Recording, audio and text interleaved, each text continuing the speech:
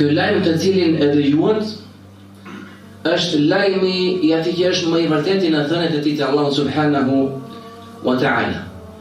Të gjithë fuqishmit, i cili po t'i thot diçka kun feyakun, bëhu, atëherë ajo bëhet.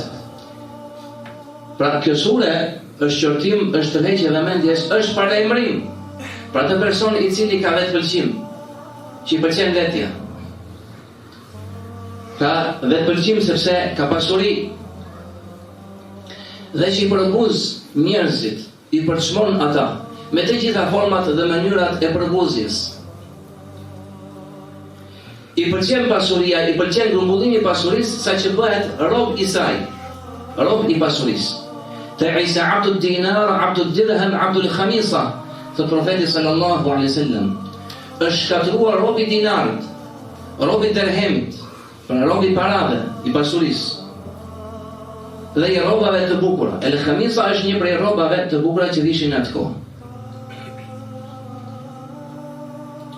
Ky person i cili vazhdimisht angazhohet me grumbullimin e pasurisë, saqë haron Zotin e vet, haron botën tjetër. Haron të drejtat që ka karshi Allahu subhanahu dhe të drejtat që ka karshi njerëzve, krijesave të tij subhanahu wa ta'ala.